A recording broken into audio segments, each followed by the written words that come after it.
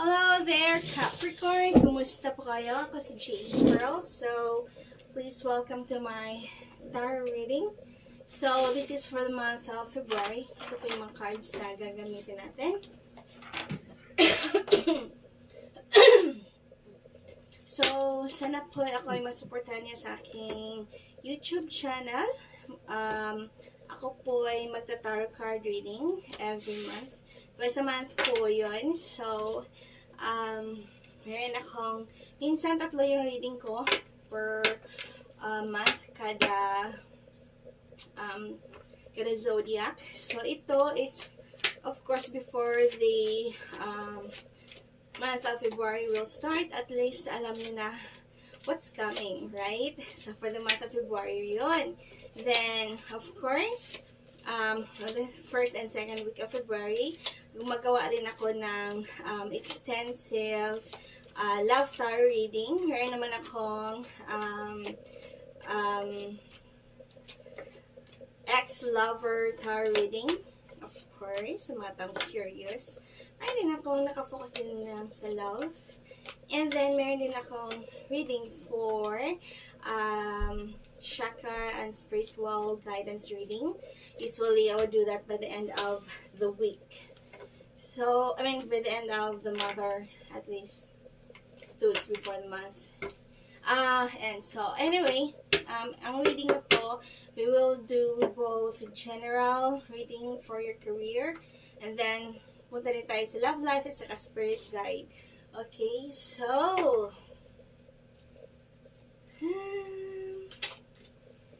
Capricorn.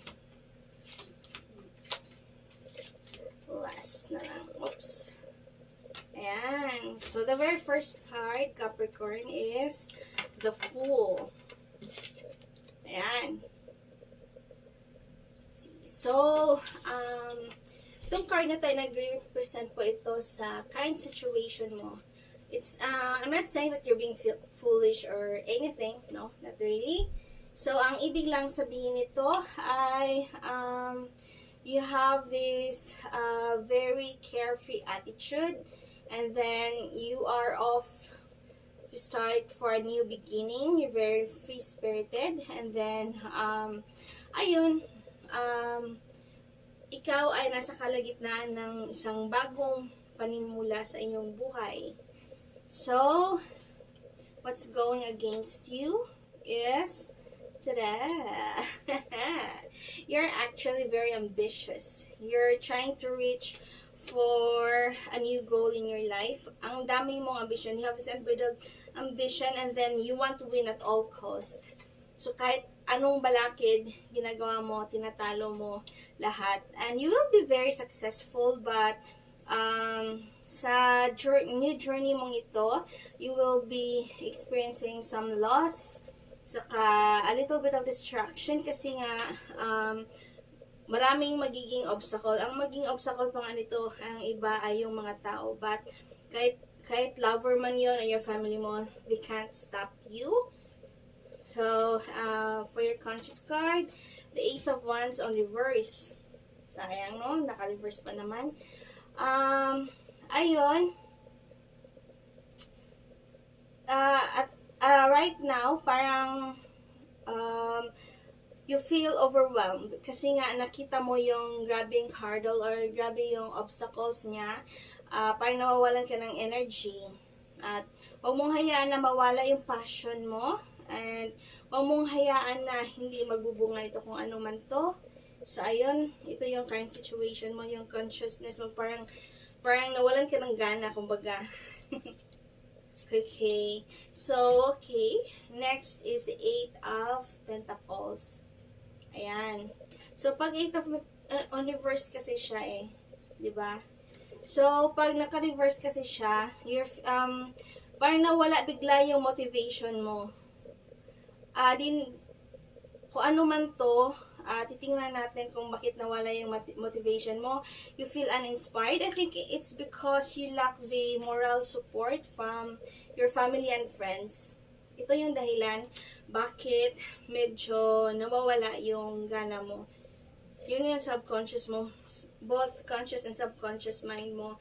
Tapos, For your past card, Seven of Pentacles on reverse pa rin. So, in the past, tong bagong panimula pa lang gusto mong gawin, you've been working so hard on it, but parang hindi talaga siya nagre-result ng something na gusto mo. Ang dami mong distractions, and then lack of rewards. You're following a path, Capricorn, kung saan hindi ka masyadong nare-recognize, and then parang kumbaga kahit anong effort na gawin mo, wala pa rin, di ba? So, pag naka-reverse to lahat. Sana naman. Ayan.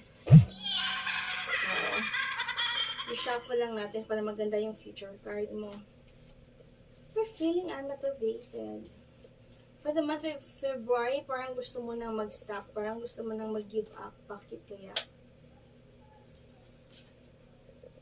For your future card, okay. The King of Swords on reverse. Ayan, ito parang naka-influence mo. What's stopping you the most is a man. Medyo manipulative siya and can be cruel, and then he is your worst weakness. It could be your partner actually. Parang ayaw niya.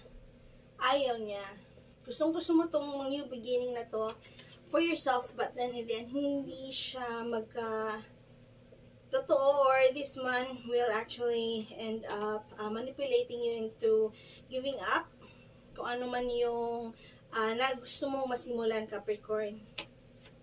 Okay? So, next. Alright, at least. So, ito yung self-card mo ngayon. Ito yung the Six of Cups. So, ang maganda nito is you have your great support from your family and friends. And then, eventually, kahit na, itong life mo ngayon with this man, gusto niya nandun lang kayo sa career niyo, ganun, he will really do everything can to really stop you. But, don't worry, you will find your healing. You have your great happy memories with this family of yours. So, siguro pang hindi mo maiwan-iwan yung pamilya mo. Pero, mayroon new environment dito eh. So, there's also a possibility na parang hindi ka pa rin sumuko sa pangarap na to, kung ano man to. Okay? So, next is the Moon card on reverse. Ayan, Moon card siya. Then, naka-reverse siya. Okay. It means confusion, fear, misinterpretation, and then silence. So, itong manipulative na lalaking to, to be your partner. Ang ginagawa niya sa'yo is, he will give you the silent treatment, ganon, hindi ka kinakausap, and then you fear losing him because you really love this man. And you're very confused right now. And then, parang kahit anong gawin mo na ma-explain sa mga taong nasa paligid mo, bakit gusto mo tong new path sana, parang ma-misinterpret din lang ng ibang mga tao. Okay? So, ito yung hopes and fears card mo, the judgment card. It's a good thing at least. It means you need a lot of reflection, awakening, and reckoning, renewal. So that means, in the end, magbabago pala talaga yung buhay mo. And it's meant to be. So, judgment card, it's a good thing kasi nakataas siya.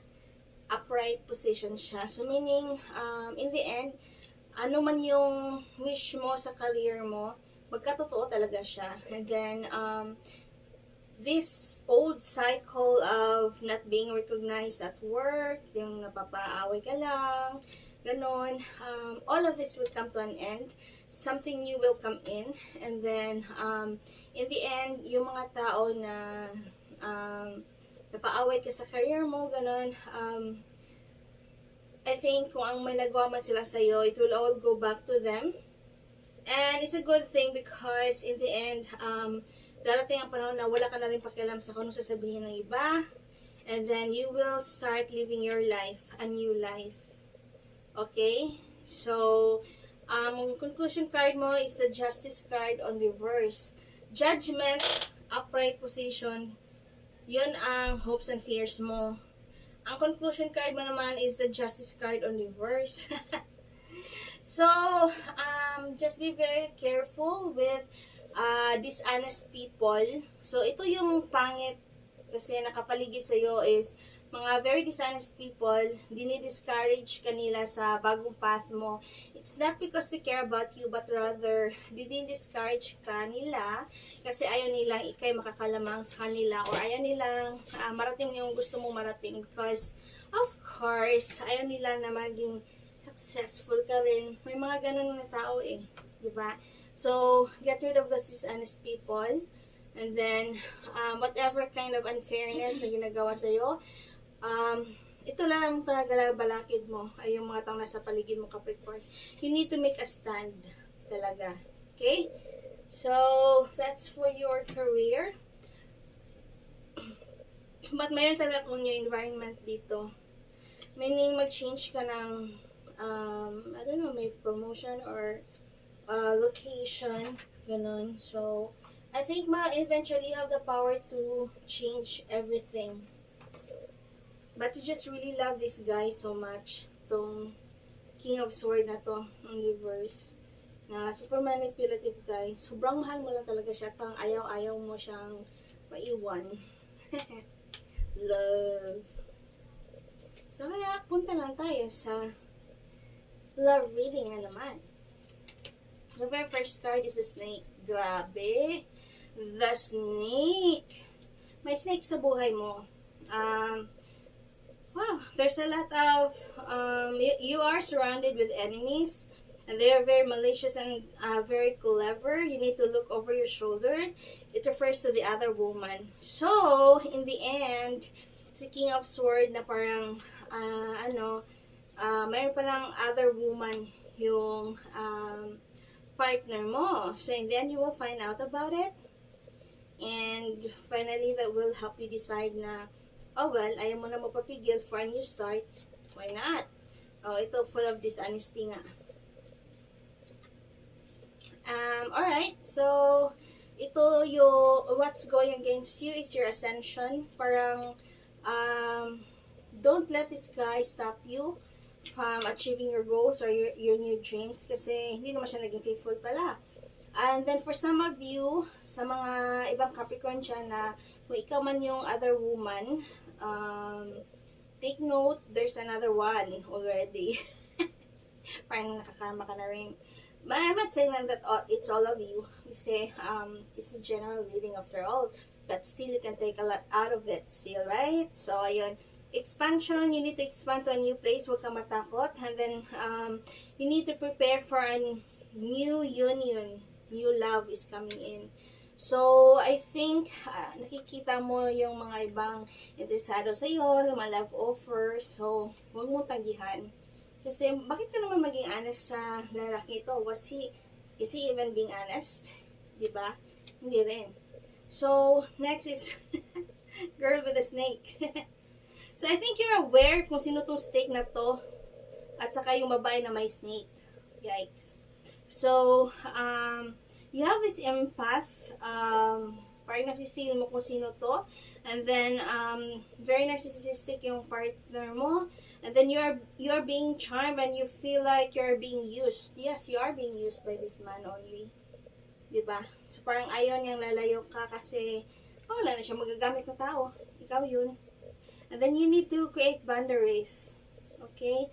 Huwag mong, ikaw rin naman kasi kung tutusin, kasalanan mo rin siya kasi ang daming dishonesty na nangyayari sa buhay mo ngayon dahil hindi ka rin naging honest sa sarili mo. You've seen the red flags.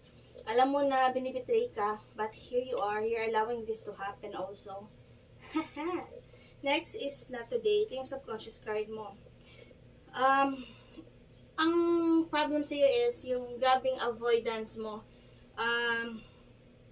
You don't want to deal about the hurt. Ito yung subconscious mind mo. You don't want to hear about it. You don't want to have any real conversations about the whole thing. You're afraid of really opening up with this guy because you really love this man and you don't want to lose him. I would say, okay lang, it's for me, you should take the risk and lose this guy because I don't think he's the right one for you either. And you're still very angry.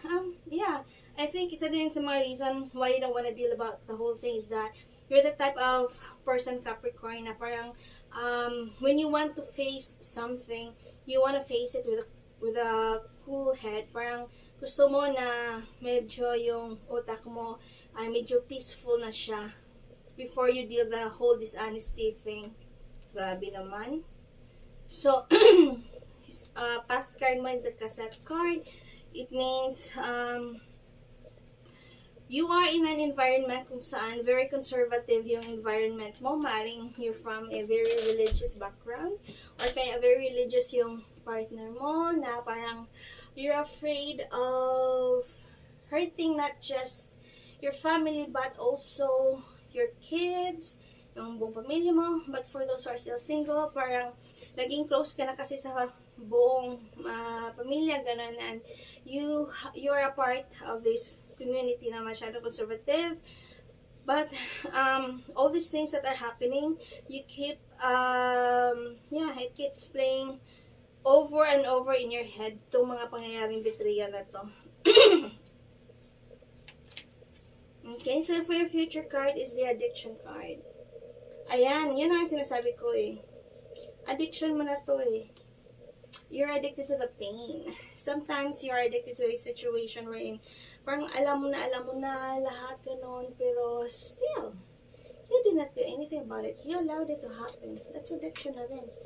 Then, codependent, you have this obsession over this person na parang kang Stockholm syndrome. Ayun, he's very controlling and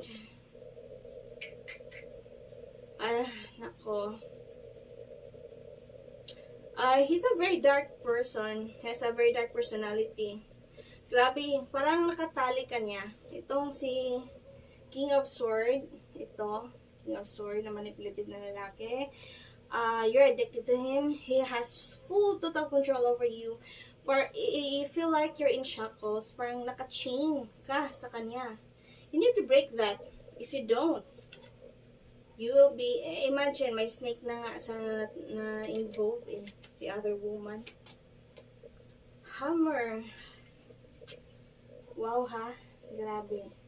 So, you're still trying to rebuild this very destructive relationship, even if it ruins you. Wow.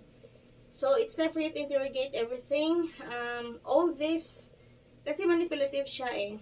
Ang nangyayari, he keeps promising you things, gano'n, na parang very toxic siya, na parang bang, he's really very nice, he's very sweet, and all that, he's very romantic, but then, the way siya sumuyo sa'yo to fix things para hindi ka aalis sa buhay niya, he's just using you. Para kayong sirang plaka niyan eh. You won't be able to fix it. Maging ganyan na yan forever, and maging ganyan na yung situation forever, and then things will just progress and get worse and worse and worse. Ang tanong is, hanggang saan yung kaya mo? A love call. Ayun. So, there's someone else in your life who's trying to express love and trying to reach out to you. And he loves you and he's been thinking of you and he wants to let you know. Ayan, naman pala eh. So, my snake. Yung snake na yun ay yung third party sa partner mo. But I think at least, you end up becoming a girl with a snake also. Ikaw rin pala tong girl with a snake. Kasi, kung tutusin, parang nakatali ka na ng sobra-sobra sa manipulative guy na to, but at the same time, you're starting to look elsewhere na rin. Kaya, better end things, right? Believe it or not, this other guy, he's letting you know na mahal na mahal ka niya, willing siya mag-antay sa'yo, but I don't think he'll be there forever. So, it's best na you make your own judgment na rin. And you better move fast. You have to. Then, separation. Ayan, the judgment card. Finally, a separation. But I would say it's a very good separation. It's a separation that will liberate you. There will be a lot of sadness. This guy who keeps taking advantage of you and just using you, he will miss you a lot. He will be thinking about you. And then, although maging unsure ka sa maging future mo, do not be scared because believe it or not, is someone who loves you more than you'll ever know. At andyan lang siya. But for some of you, it's just a friend na talagang matagal na siyang may gusto sa iyo or hindi mo man lang alam. But for some of you, you have these very loyal friends. Wow! There's someone from your past who loves you. Na itong love call na to, ito yung tao na matagal ka nang sinusuyo niya na, you know what, ayaw niya sa relation mo with this manipulative person. Siya yung naging hingahan mo ng mga problema. And guess what? He keeps looking at your photos because he misses you. Maari nga na medyo napalayo siya sa'yo. And then, nostalgia, making you memories. Ganon. So, grabe. He can't stop looking at your pictures. Sobrang miss ka niya. So, may snake sa buhay niyo, which is my third party, which is something that your manipulative partner is doing all the time. Pero in the end, ikaw ay naging girl with a snake na rin. Anong snake mo? Itong love call na to.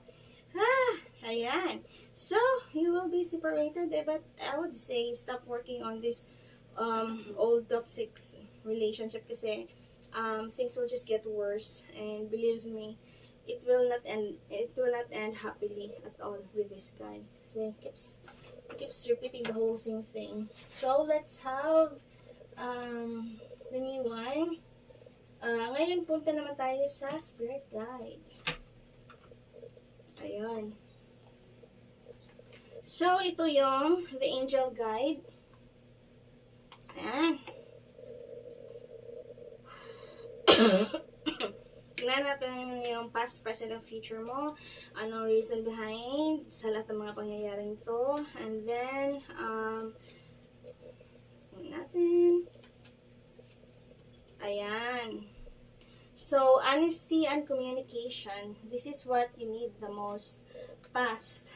Ito yung mga, lahat ng past mo, kailangan mo siyang ungkatin with this man, and stop running away from your problem kasi it will not get better at all. Nako, ano kayo ita-title ko dito? Medyo challenging to present, romance, and connection. There's this new romance and new connection, yung sinabi ko sa'yo na love call, love message, na may nag-aantay rin pala sa'yo. You're afraid of taking the plunge. I'd say, go for it. Haba ng hair mo, te, tulad ko. Future, blessings and abundance. I love it. So, once you break away from the shackles or the chains of this very manipulative and toxic relationship, believe it or not, you will have a lot of blessings. Marami kang abundance with a new partner. Kaya, habulin mo na yung matagal na nag-aantay sa'yo. Baka, ikaw rin, mawalan ka rin. The reason behind all this past, present, and future is intuition and download. You did not listen to the red flags. Alam mo na pala yung mga pangyayari, pero hinahayaan mo siyang mangyari. Diba? So, in the end, kaya nga, may addiction card eh. Maybe you're addicted to the pain or whatever. All your friends are gathering around you, trying to tell you things, ganon, ganyan. You like the attention, char. Okay, so potential manifestation. Ayan. So, ito manifestation card na potential card para sa'yo. It means that lahat ng magandang future mo, yung bagong environment, happy marriage, great abundance, na very blessed relationship, all of that can only be manifested if you're able to successfully break free from the chains of this person. So, kalimutan mo na kung ano yung iniisip ng ibang mga tao. Think of yourself. Hayaan mo na, kasi kung tutusin, why bother pleasing those people? Hindi naman sila napapakain sa'yo, wala. Hindi sila yung hindi sila yung makapagbigay sa'yo ng happiness. Don't bother what they're thinking. What's the point? So, next is, tingnan natin yung current situation, spirit guide mo sa current situation mo. The Archangel Oracle card. So, tingnan natin.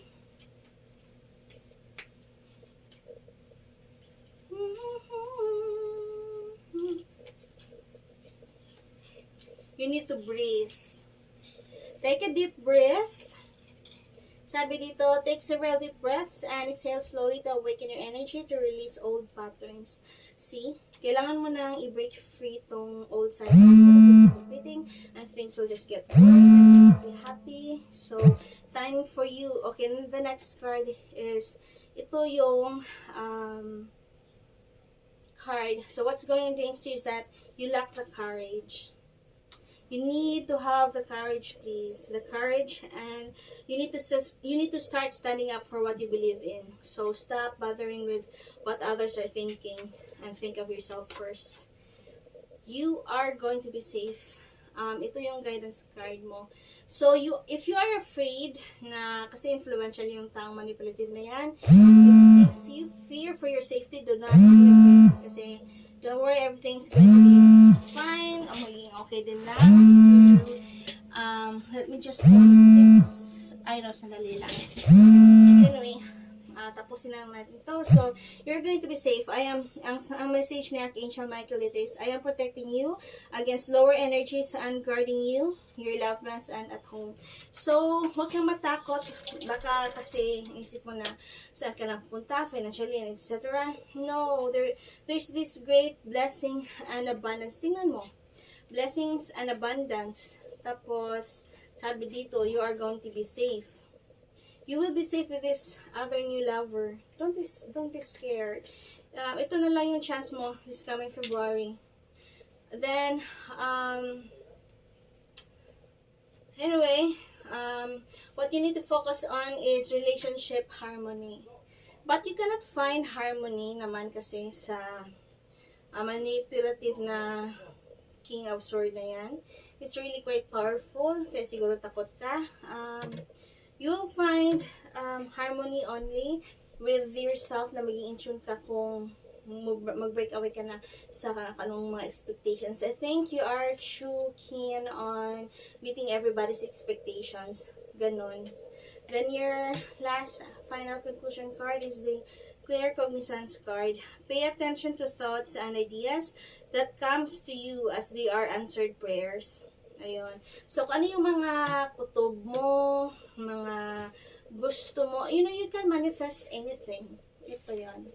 Blessings, new career, everything. You have the power to make it come true. You just have, ang nangyayari kasi nito is, with your current manipulative partner, he cut you off from your main support. Kasi yung mga narcissistic na tao, usually ginagawa nila is, they try to cut you off from the people you love, like yung family mo, yung mga kaibigan mo. Kina-cut off niya yung mga, nila. Kasi, if he doesn't cut you off from those people, niya naman hindi ka niya ma-control. So, you had to cut off those people. You need to reconnect. That's all you need. And through the help of your closest friends, you will manifest new love, new great career, a happier one. And don't get bothered by what others have to say about you. And ang importante kung anong iniisip mo, masaya ka ba? So, anin mo naman yung maganda nga yung isip ng mga tao sa'yo. You're trying to please everybody, but masaya ka ba? Right? So, thank you so much, Capricorn. So, sana po kayo ay, kung kayo naging masaya, please try to subscribe, paki-share din ang channel ko, and take note 3 times a month ko mag-reading kada mayroon akong love focused reading, mayroon din akong karmic cleansing reading or spirit guide reading at the end. Alright? So, syempre general reading, love, career, and spirit guide. Sana po kayo nag-enjoy. Maraming salamat! Thank you for watching. See you again. Wait.